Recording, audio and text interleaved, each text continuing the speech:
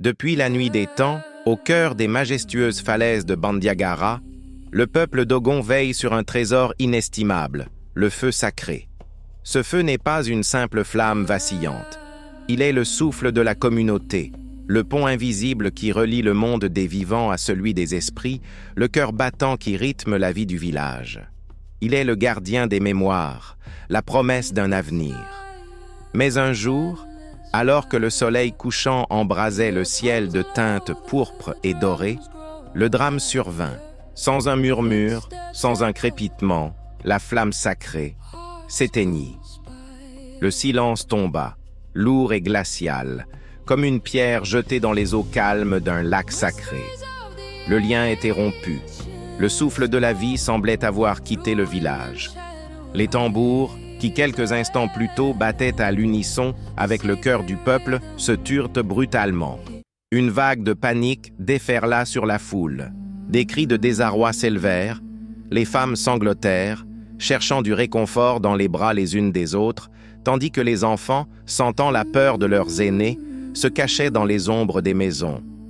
Le chef Ogo, un homme dont le visage était une carte gravée par les années et la sagesse, s'avança, le cœur lourd.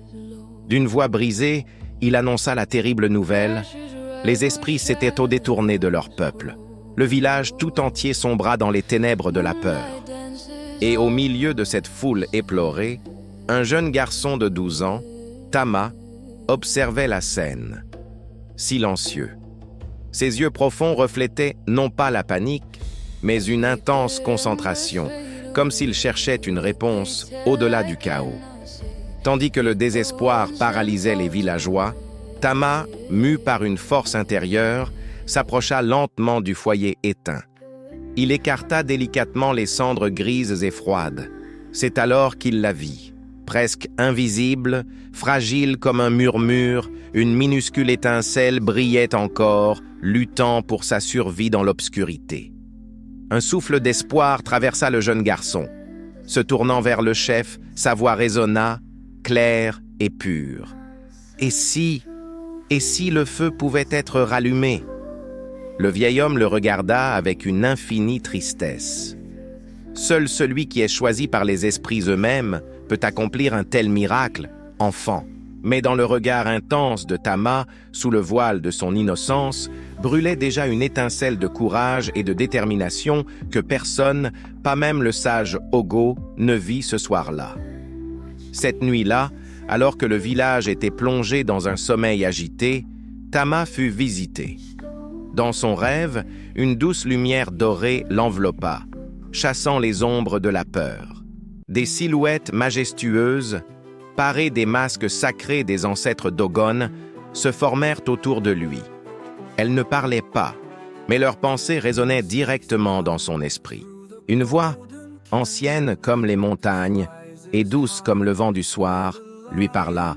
« Tama, n'aie crainte, le feu ne meurt jamais vraiment.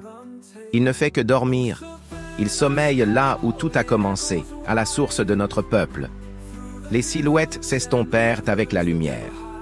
Au matin, lorsque les premiers rayons du soleil touchèrent son visage, Tama se réveilla.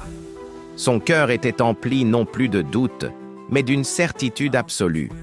Il savait ce qu'il devait faire. Le cœur battant, Tama alla trouver sa mère. Il lui expliqua son rêve, sa mission. Des larmes silencieuses perlèrent sur les joues de sa mère, un mélange de fierté et d'effroi. « Mère, je dois partir. Les ancêtres m'ont parlé et m'ont montré le chemin. » Sa voix tremblait, mais ses yeux brillaient d'une conviction inébranlable. « Le chemin est long et dangereux, mon fils, » murmura-t-elle en lui caressant la joue. « Tu es si jeune. » Tama prit doucement ses mains dans les siennes. « Si personne n'essaie, si nous nous abandonnons à la peur, notre village mourra. Je dois le faire. » Comprenant la force qui animait son fils, elle hocha la tête et lui donna sa bénédiction. Et sans se retourner, pour ne pas laisser le chagrin l'emporter, le jeune Tama prit la route du destin, s'avançant seul vers la montagne rouge qui se dressait à l'horizon. Son voyage fut une épreuve pour le corps et l'esprit. Tama marcha des jours et des nuits, guidé par les étoiles et sa foi inébranlable. Il traversa les vastes plaines dorées, chauffées à blanc par le soleil africain, puis il entama l'ascension périlleuse des falaises du vent, où chaque prise était une prière. La fatigue pesait sur ses jeunes épaules, la faim tiraillait son ventre, mais il n'abandonna jamais. Parfois, dans le scintillement de l'air ou le murmure du vent, les esprits de la nature lui apparaissaient, non pas comme des fantômes, mais comme des guides bienveillants, lui montrant un passage secret ou une source d'eau fraîche. Mais parfois aussi, il le mettait à l'épreuve, testant la pureté de son cœur et la force de sa volonté. Arrivé à un gouffre vertigineux, seul un pont de pierre antique et fissuré lui permettait de continuer. Alors qu'il s'engageait prudemment, un vent violent se leva, hurlant entre les parois rocheuses. Une voix siffla à ses oreilles, celle de l'esprit du vent. « Pourquoi cherches-tu la flamme, petit humain? Qu'a-t-elle de si précieux ?» Tama, luttant pour garder l'équilibre, cria contre la tempête. « Parce que sans elle, mon peuple oubliera qui il est. Nous perdrons notre âme. » Une rafale plus forte le fit trébucher. Il tomba, sa jambe heurtant durement la pierre. Une douleur fulgurante le traversa. « Alors montre ton courage. Prouve que ton peuple mérite cette flamme, » gronda le vent. Serrant les dents, ignorant la douleur, Tama se releva. Il était blessé, mais son esprit était plus fort que jamais. Il reprit sa traversée, pas à pas, jusqu'à atteindre l'autre rive. Guidé par les dernières lueurs du jour, il trouva enfin ce qu'il cherchait. Une grotte dissimulée au cœur de la montagne. À l'intérieur, les parois étaient couvertes de symboles ancestraux peints en rouge qui semblaient s'illuminer d'une lueur intérieure à son approche. C'était le temple du feu. Lentement, les silhouettes masquées de ses rêves apparurent devant lui, non plus éthérées, mais d'une présence tangible et puissante. Les esprits des grands ancêtres Dogon étaient là. L'un d'eux s'avança et sa voix résonna dans le silence de la grotte. Beaucoup ont cherché avant toi.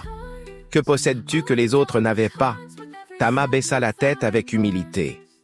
Je n'ai rien, si ce n'est la foi en vous et l'amour pour mon peuple. À ces mots, les esprits se regardèrent. Un sourire sembla se dessiner sous les masques. Au centre de la grotte, une flamme pure et dorée jaillit de la pierre nue. La flamme était renée.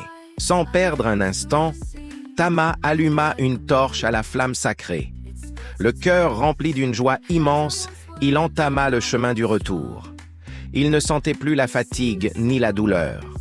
Poussé par l'urgence et l'espoir, il courut, la flamme dansant devant lui comme un guide lumineux. Il dévala les falaises, traversa les plaines dorées qui semblaient saluer son passage. Quand la silhouette du village se dessina enfin à l'horizon, il rassembla ses dernières forces. Il entra dans le village, tel un messager de lumière, traversa la foule stupéfaite et d'un geste solennel, il approcha sa torche du foyer froid. La flamme des ancêtres brûla de nouveau, plus haute et plus brillante que jamais, chassant l'ombre et le désespoir.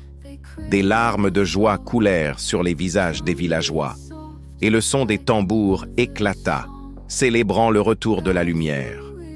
Le village entier se rassembla pour une nuit de fête.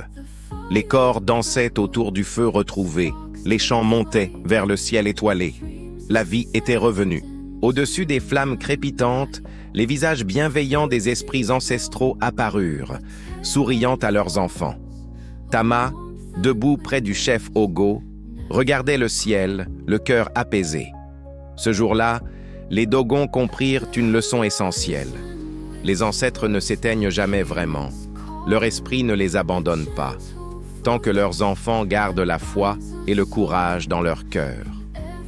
Tama, le jeune garçon courageux, devint le nouveau gardien du feu sacré.